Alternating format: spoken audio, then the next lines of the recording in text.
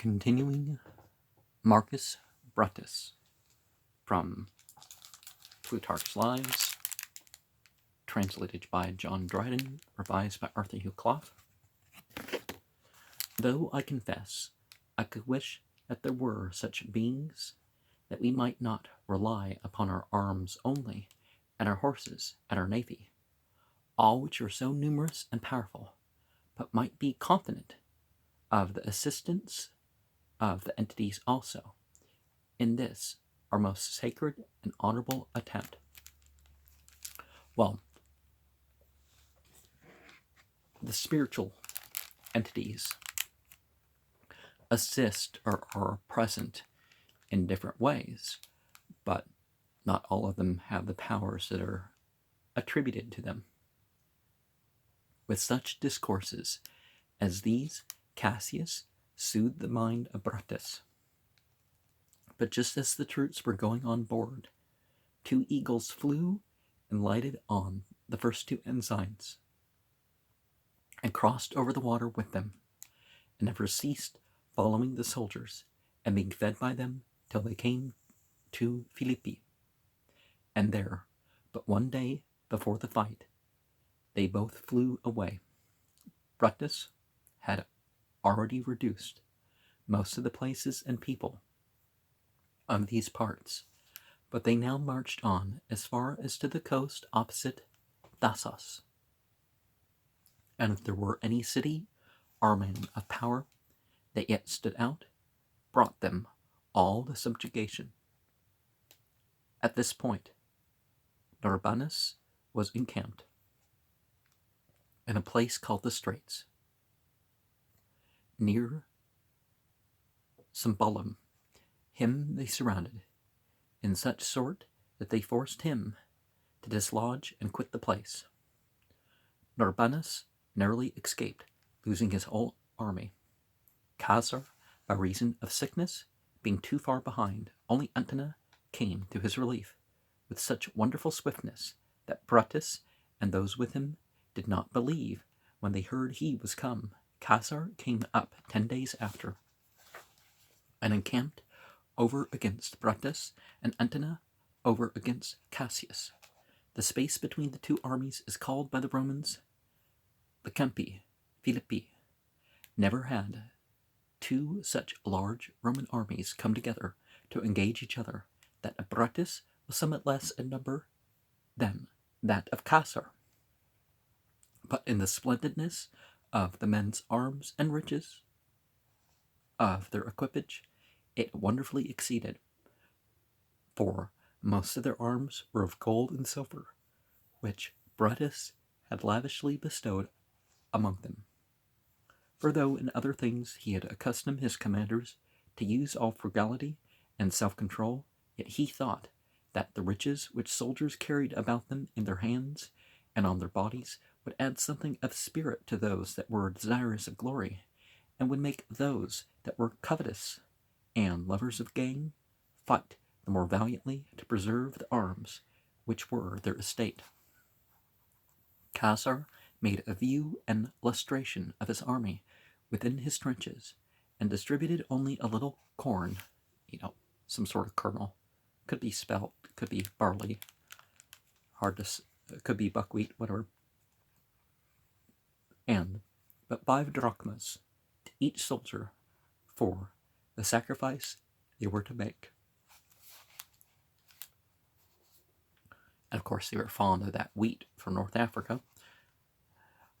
But Brutus, either pitying his poverty or disdaining this meanness of spirit in Caesar, first, as the custom was, made a general muster and lustration of the army in the open field, and then distributed a great number of beasts for sacrifice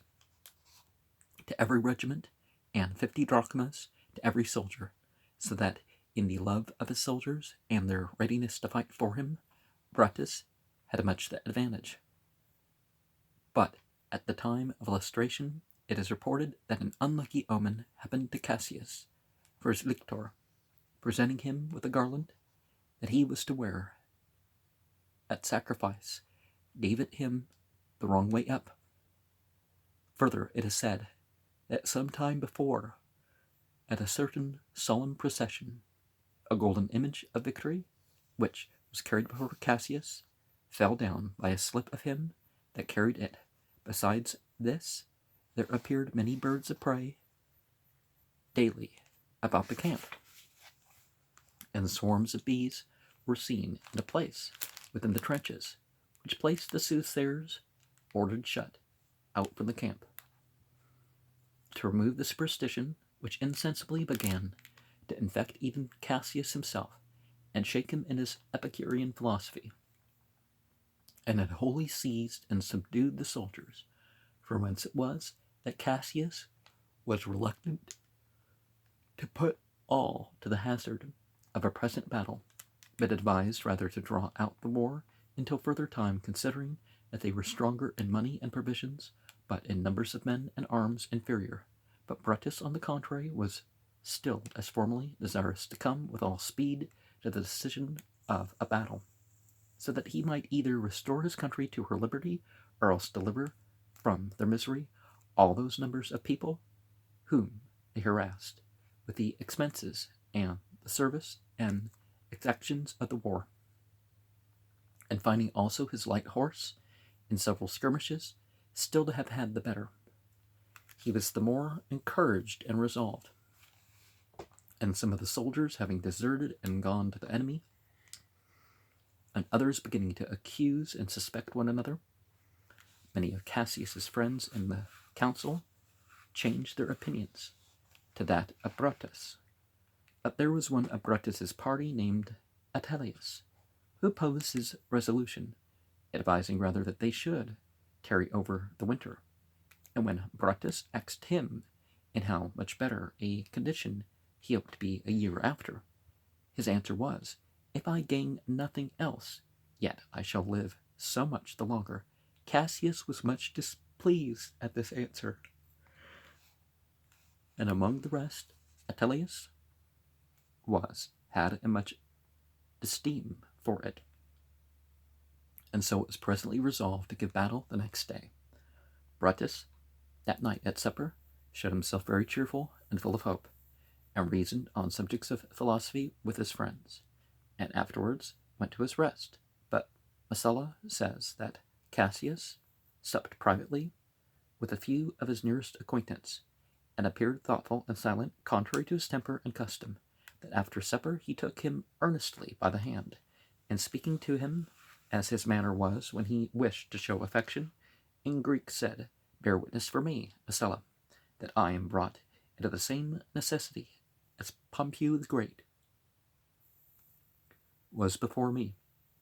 of hazarding the liberty of my country upon one battle. Yet ought we to be of courage, relying on our good fortune, which it were unfair to mistrust, though we take evil counsels." These, Messala says, were the last words that Cassius spoke, for he bade him farewell, and that he was invited to sup with him the next night, being his birthday. As soon as it was morning, the signal of battle, the scarlet coat, was set out in Brutus's and Cassius's camps, and they themselves met in the middle space between their two armies. There Cassius spoke thus to Brutus: "Be it as we hope, O Brutus, that this day we may overcome, and all the rest of our time may live a happy life together. But since the greatest of human concerns are the most uncertain, and since it may be that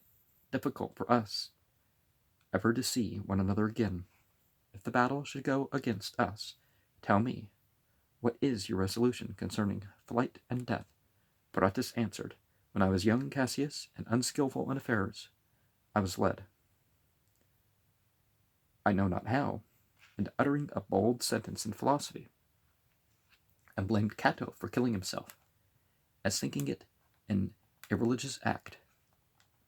and not a valiant one among men, to try to evade the divine course of things, and not fearlessly to receive and undergo the evil that shall happen, but run away from it." Now, divine will sets the rules, right? And we choose what's going to be, whatever opportunity we're going to do. And, the reactions are not totally up to us, but there's set, reactions with that. So in a way, you can't escape the divine course. It's just you've chosen a certain fate. And in general, you say that's the most irreligious thing you could do is to commit suicide. But now, in my own fortunes, I am of another mind. For if Providence shall not dispose what we now undertake according to our wishes, I resolve to put no further hopes or warlike preparations to the proof, but will die contented with my fortune, for I already have given up my life to my country on the Ides of March, and have lived since then a second life for her sake, with liberty and honor. Cassius at these words smiled, and embracing Brutus said, with these resolutions let us go on upon the enemy, for either we ourselves shall conquer, or have no cause to fear those that do. After this, they discoursed among their friends about the ordering of the battle. And Brutus desired of Cassius that he might command the right wing, though it was thought that this was more fit for Cassius, in regard both of his age and his experience. Yet even in this Cassius complied with Brutus, and placed Messala with the valiantest of all his legions in the same wing. So Brutus immediately drew out his horse, excellently well equipped, and was not long in bringing up his foot after them. Antinous soldiers were casting trenches from the marsh by which they were encamped across the plain to cut off Cassius's communications with the sea. Casar was to be at hand with his troops to support them, but he was not able to be present himself by reason of his sickness, and as soldiers, not much expecting that the enemy would come to a set battle, but only to make some exertions with their darts and light arms to disturb the men at work in the trenches, and not taking notice of the troops drawn up against them, ready to give battle, were amazed when they heard the confused and great outcry that came from the trenches. In the meanwhile, Brutus had sent his tickets, in which was the word of battle to the officers, and himself, riding about all the troops, encouraged the soldiers, but there were but few of them that understood the word before they engaged, the most of them not staying to have it delivered to them. With one impulse and cry ran among the enemy. This disorder caused an unevenness in the line, and the legions got severed and divided one from another, that of Messala first, and afterwards the other adjoining, went beyond the left wing of Casar, and having just touched the extremity, without slaughtering any great number, passing round that wing, fell directly into Casar's camp. Casar, S, not Z, because you're used to saying Caesar, but K sound, ah, and Sar, not Czar. Casar himself, as his own memoirs tell us, had but just before been conveyed away. Marcus Artorius, one of his friends, having had a dream bidding Casar to be carried out of the camp, and it was believed that he was slain, for the soldiers had pierced his litter, which was left empty in many places with their darts and pikes. There was great slaughter in the camp that was taken, and 2,000 Lacedaemonians that were newly come to the assistance of Casar were all cut off together. The rest of the army that had not gone round but had engaged the front easily overthrew them, finding them in great disorder, and slew upon the place 3 legions, and being carried on with the streams of victory, pursuing those that fled, fell into the camp with them, Brutus himself being there. But they that were conquered took the advantage in their extremity of what the conquerors did not consider, for they fell upon that part of the main body which had been left exposed and separated, where the right wing had broke off from them and hurried away in the pursuit. Yet they could not break into the midst of the battle, but were received with strong resistance and obstinacy. Yet they put to flight the left wing, where Cassius commanded, being in great disorder and ignorant of what had passed on the other wing, and pursuing them to their camp. They pillaged and destroyed it, neither of their generals being present, for Antenna, they say, to avoid the fury of the first onset, had retired into the marsh that was hard by, and Caesar was nowhere to be found after his being conveyed out of the tents, though some of the soldiers showed Brutus their swords bloody, and declared that they had killed him in describing his person and his age. By this time, also, the center of Brutus's battle had driven back their opponents with great slaughter, and Brutus was everywhere plainly conqueror, as on the other side Cassius was conquered. And his one mistake was the ruin of their affairs, that Brutus did not come to the relief of Cassius, thinking that he, as well as himself, was overcome. That he, as well as himself, was conqueror, and that Cassius did not expect the relief of Brutus, thinking that he, too, was overcome. For as a proof that the victory was on Brutus's side, Messala urges his taking 3 eagles and many ensigns of the enemy without losing any of his own. But now, returning from the pursuit, after having plundered Caesar's army, Brutus wondered that he could not see Cassius's tent standing high, as it was wont, and appearing above the rest, nor other things appearing as they had been. For they had been immediately pulled down and pillaged by the enemy upon their first falling into the camp. But some that had a quicker and longer sight than the rest acquainted Brutus that they saw a great deal of shining armor and silver targets moving to and fro in Cassius's camp, and that they thought by their number and the fashion of their armor that they could not be those that they left to guard the camp. But yet there did not appear so great a number of dead bodies thereabouts as it was probable that there would have been after the actual defeat of so many legions. This first made Brutus suspect Cassius's misfortune. And leaving a guard in the enemy's camp, he called back those that were in the pursuit, and rallied them together to lead them to the relief of Cassius, whose fortune had been as follows. First, he had been angry at the onset that Brutus's soldiers made, without the word of battle or command to charge. Then, after they had overcome, he was as much displeased to see them rush on to the plunder and spoil, and neglect to surround and encompass the rest of the enemy. Besides this, letting himself act by delay and expectation, rather than command boldly and with clear purpose, he got hemmed in by the right wing of the enemy, and his horse, making with all haste their escape, and flying towards the sea, the foot also began to give way, which he perceiving labored as much as ever he could to hinder their flight, and bring them back, and snatching an ensign out of the hand of one that fled, he stuck it at his feet, though he could hardly keep even his own personal guard together, so that at last he was forced to fly, with a few about him, to a little hall that overlooked the plain.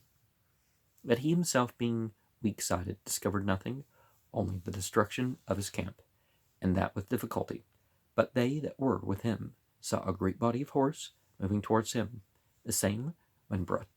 whom Brutus had sent. Cassius believed these were enemies, and in pursuit of him. However, they sent away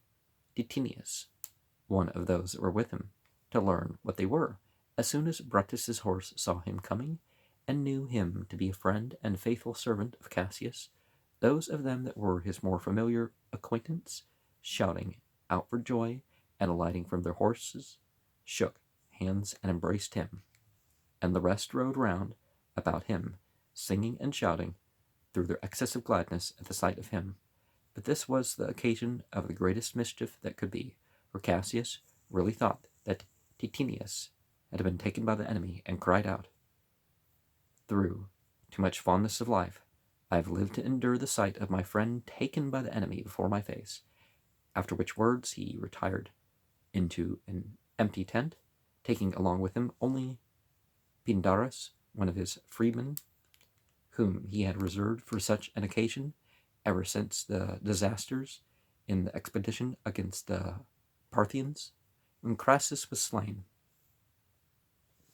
From the Parthians he came away in safety, but now pulling up his mantle over his head, he made his neck bare, and held it forth to Pindarus, commanding him to strike.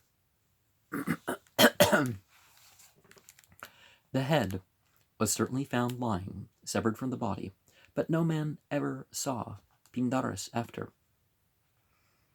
from which some suspected that he had killed his master without his command. Soon after they perceived who the horsemen were, and saw Titinius crowned with garlands, making what haste he could towards Cassius.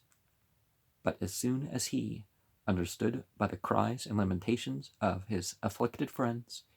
the unfortunate error and death of his general, he drew his sword, and having very much accused and upbraided his own long stay that had caused it, he slew himself. Brutus, as soon as he was assured of the defeat of Cassius, made haste to him, but heard nothing of his death till he came near the camp. Then, having lamented over his body, calling him the last of the Romans, it being impossible that the city should ever produce another man of so great a spirit, he sent away the body to be buried at Thasos, lest celebrating his funeral within the camp might breed some disorder. He then gathered the soldiers together and comforted them, and seeing them destitute of all things necessary, he promised every man 2,000 drachmas in recompense of what he had lost. They, at these words, took courage, and were astonished at the magnificence of the gift, and waited upon him at his parting with shouts and praises, magnifying him for the only general of all the four who was not overcome in the battle. And indeed, action itself testified that it was not without reason he believed that he should conquer. For with a few legions he overthrew all that resisted him, and if all his soldiers had fought,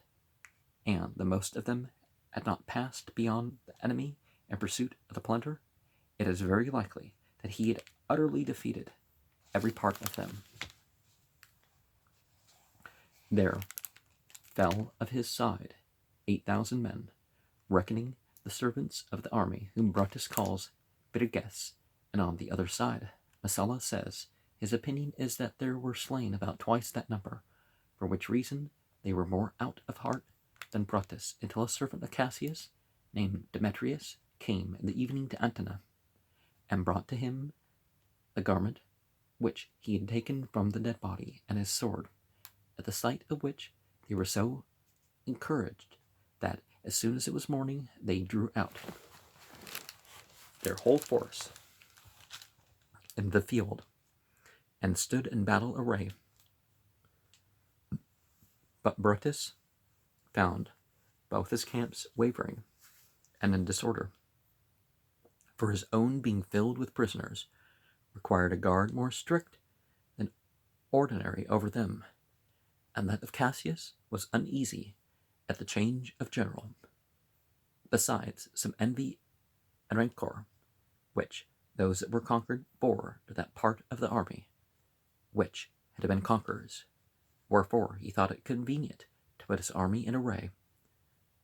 but to abstain from the fighting. All the slaves that were taken prisoners, of whom there was a great number, that were mixed up, not without suspicion, among the soldiers, he commanded to be slain. But of the freemen and citizens, some he dismissed, saying that among the enemy they were rather prisoners than with him, for with them they were captives and slaves, but with him freemen and citizens of Rome. But he was forced to hide and help them to escape privately, perceiving that his friends and officers were bent upon revenge against them. Among the captives there was one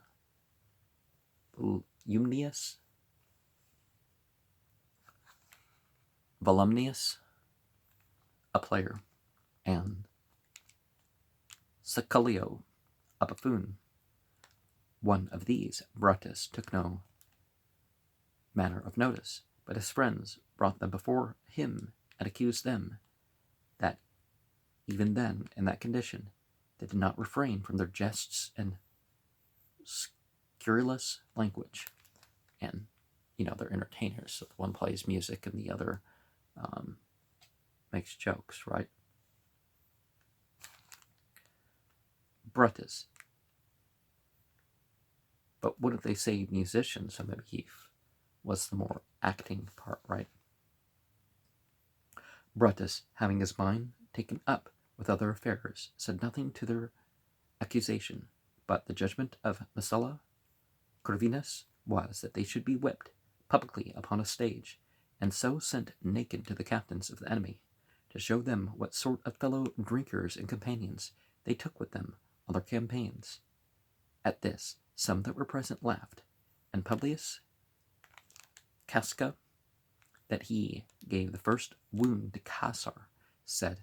"We do ill to jest and make merry at the funeral of Cassius, but you, O Brutus," he added, "will show what esteem you have for the memory of that general,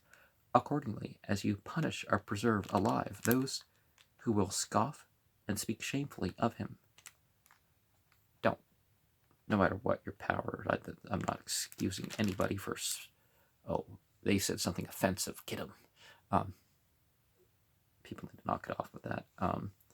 Violence in the street, I'm offended. And it's like, well, okay, maybe they didn't even mean that. But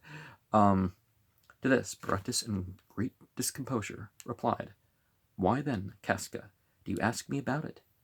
and not do yourselves what you think fitting?" This answer Brutus was taken for his consent to the death of these wretched men. So they were carried away and slain. After this, he gave the soldiers the reward that he had promised them, and having slightly reproved them for having fallen upon the enemy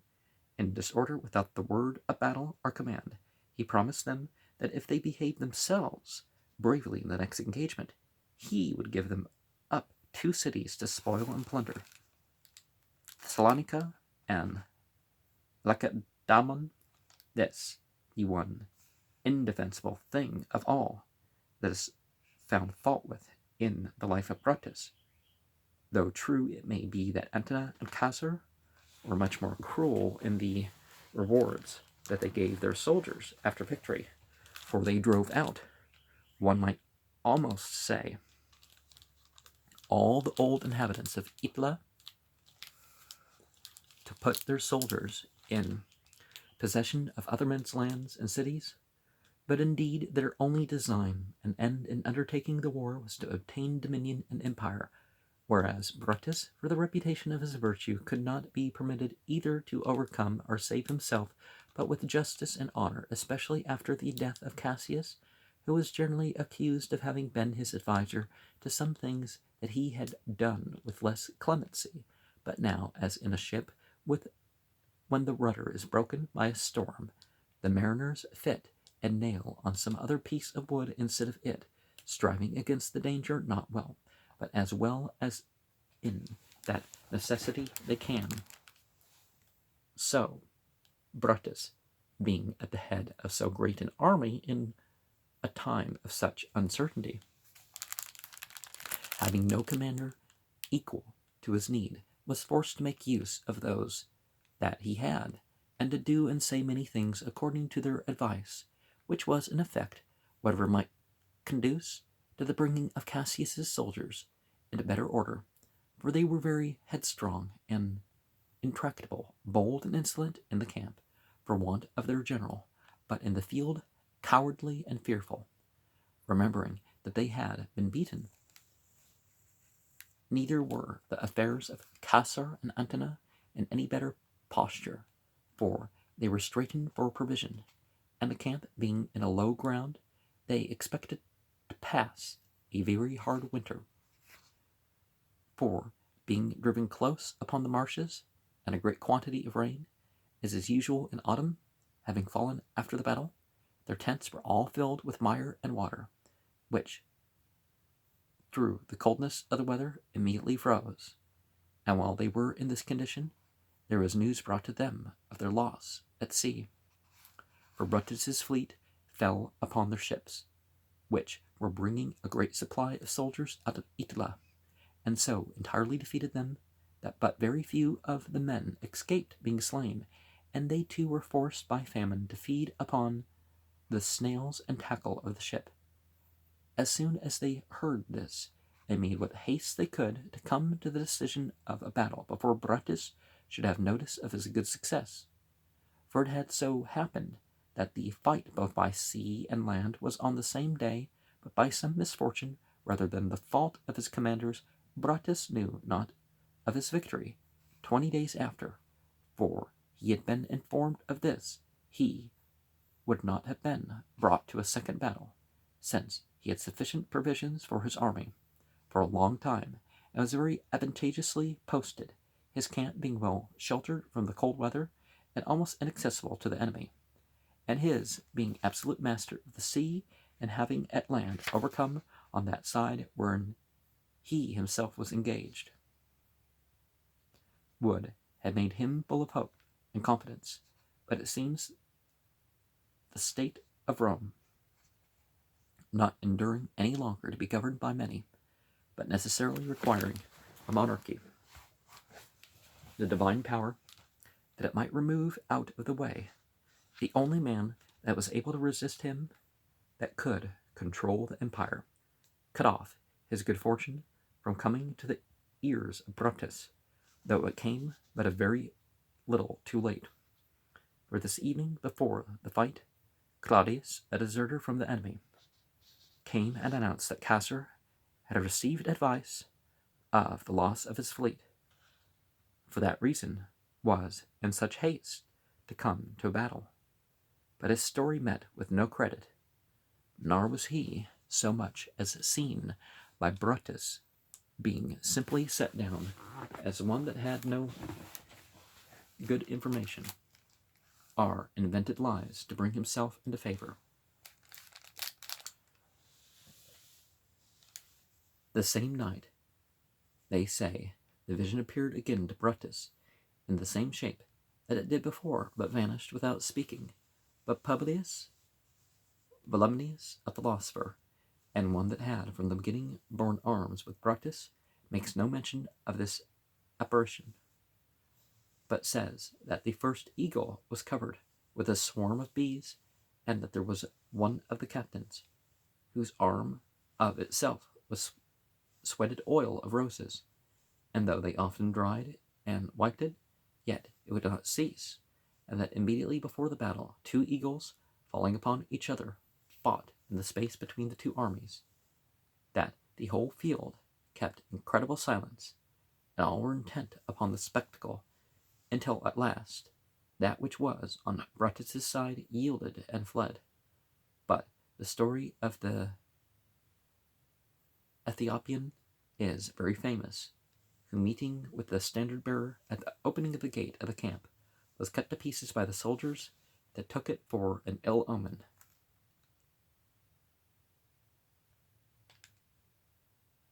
Aphiopias,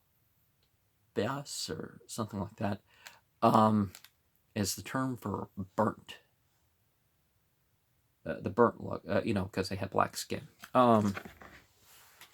Black and deep brown skin, so they were called that, and the whole of North Africa was called that. And then parts that were like, well, okay, Egypt and Libya's here, and Mauritania or whatever's over there, and what do we call this other place? Oh, okay, let's just call it. I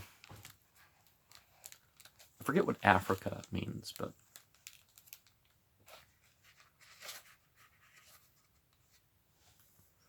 Brutus, having brought his army into the field and set them in array against the enemy, paused a long while before he would fight. For as he was reviewing the troops, suspicions were excited and informations laid against some of them. Besides, he saw his horse not very eager to begin the action, and waiting to see what the foot would do. Then suddenly Camelatus, a very good soldier, and one whom for his valor he highly esteemed, riding hard by Brutus himself, went over to the enemy, the sight of which grieved Brutus exceedingly, so that partly out of anger and partly out of fear of some great treason and desertion, he immediately drew on his forces upon the enemy. The sun now declining about 3 of the clock in the afternoon, Brutus on his side had the better and